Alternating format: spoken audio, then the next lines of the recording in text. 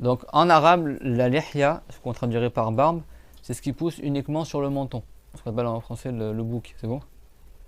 Et après, ce qui pousse sur l'os de la mâchoire, ça c'est ce qu'on appelle en arabe al-arid. Et après, par métonymie, par sens figuré, les arabes ils appellent lihya tout ce qui pousse sur la mâchoire du bas, c'est bon. Mais en réalité, lihya en arabe c'est juste ça à la base. Donc les savants ils disent, si ton bouc, et ce qui en a dit ça les favoris, ce qui pousse sur ta mâchoire là, je parle pas de la moustache, je parle pas des poils qui poussent sous la lèvre ici, je parle juste de ça et de ça, c'est bon. Si c'est épais de sorte qu'on ne voit pas la peau à travers, c'est pas obligatoire que tu fasses rentrer l'eau dedans. C'est suffisant de juste laver la partie apparente. Donc ce qui est visé à travers, ça va dire à une distance habituelle de conversation, à 1 mètre de distance par exemple. Si tu vois la peau à travers la barbe de la personne, ça veut dire que c'est pas épaisse. Donc lui, qu'est-ce qu'il devra faire? Quand il fait le wudu, il doit laver l'intérieur de la barbe et l'extérieur. C'est pas suffisant juste qu'il lave la partie apparente. Il fait rentrer l'eau dedans, c'est bon? Pour laver la peau dessous. En revanche, si quelqu'un, on voit pas la peau à travers sa barbe, dans ce cas-là, c'est suffisant juste qu'il lave la partie apparente de la barbe. Et c'est pas une condition qu'il fasse rentrer l'eau dedans, c'est bon? C'est sunna à la base, si quelqu'un il a une barbe qui est épaisse, que quand même avec ses doigts comme ça, il les fait passer par-dessous dans sa barbe pour que l'eau elle rentre dedans, même si sa barbe elle est épaisse.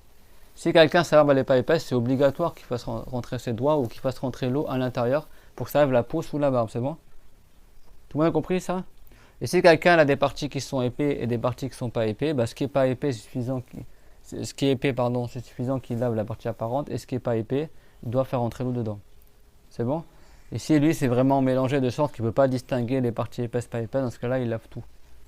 En revanche, si une femme elle a une barbe, ça peut arriver.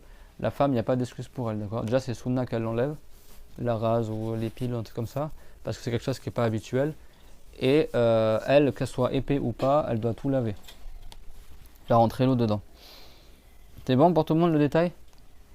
Et ça ne concerne pas les poils qui sont sous la lèvre, qu'on appelle en arabe ranfaqa. Ça, même si c'est épais, tu dois le laver. Et ça ne concerne pas la moustache aussi. La moustache, même si elle est épaisse, tu dois faire rentrer l'eau dedans. Et ça ne concerne pas les sourcils aussi.